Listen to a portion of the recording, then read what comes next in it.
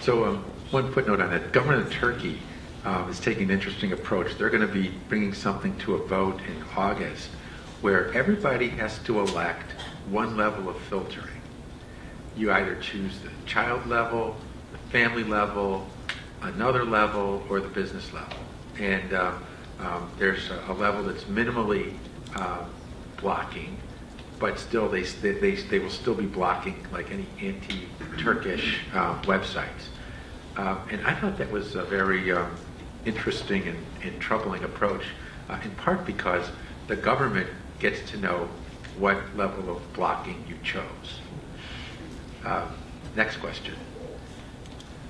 I'm Erik Josefsson. I work for the Greens in the European Parliament. I'm Swedish.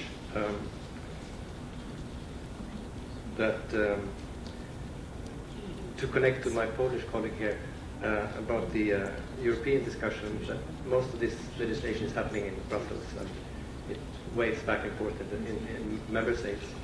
But I would like to ask about the corporate responsibility and the Global Network Initiative.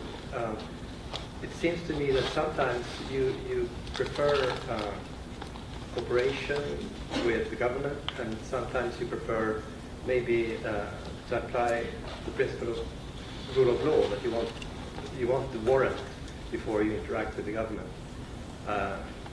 And it seems to me that there are these two principles of cooperation and rule of law are not always coherent. As in the example from ACTA negotiations, if you mentioned the UN Special Rapporteur, the report recently, he mentions ACTA as one of the threats to internet freedom, particularly fundamental rights, and in Europe, fundamental right is access to court and the rule of law. You have that right, and the European Union also has an obligation under the treaty to promote democracy and rule of law, and that has been one of the main criticisms in the ACTA negotiations, that we see in that text, if I quote correctly, there's parties to the ACTA treaty desire to promote cooperation between rights holders and ISPs. And that desire, according to our point of view, is explicitly in contradiction with the obligation to promote democracy and rule of law, because this cooperation undermines the role of the judiciary in cybersecurity or in the online reality. So, did you want to ask a specific question? Yes. So this also comes back to the rule of law principle.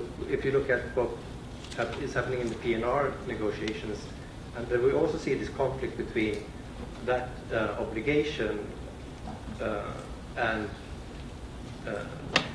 when you hear what DHS is talking about making PNR records automatically available for law enforcement purposes through ICAO and IATA corporations, so like low on an information on the infrastructure level, very low level technical on a technical level that you kind of implement this cooperation rather than the rule of law principle. So my question would be to the industry organizations here: which principle would you prefer to? Which makes best business case, the upholding of the rule of law principle, or this kind of cooperation with the government on the side?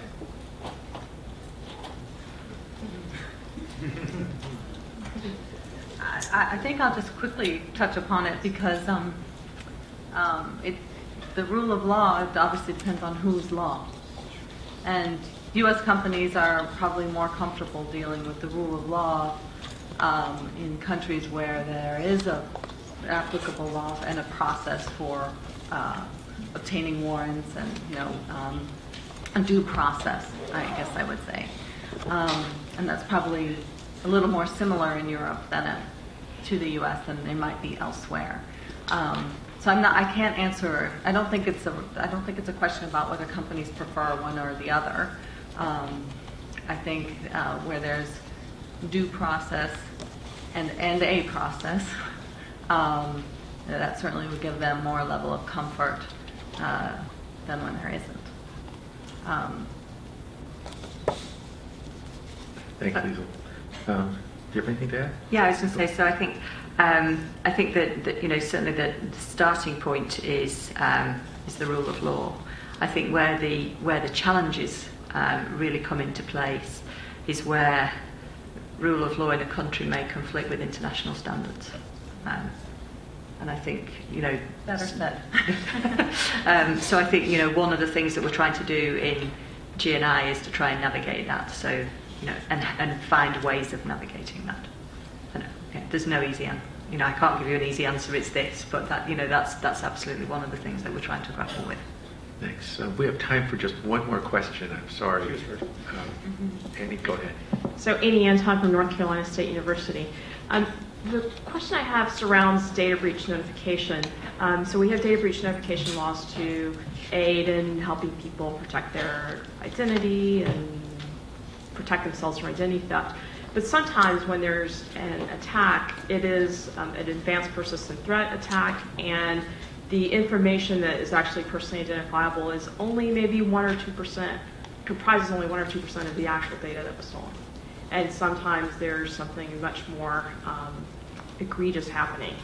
And so is there any consideration being given in the laws that are being considered to, in that kind of an event, perhaps notifying the NSA rather than law enforcement, because it's a different kind of attack, and also perhaps extending the delay time so that we can conduct an investigation and perhaps monitor and use honeypots, et cetera, to really try to see what is going on with those advanced persistent threats. Because in those cases, it seems like maybe it's not about trying to get information to do identity theft, but it's something much more dangerous for the country.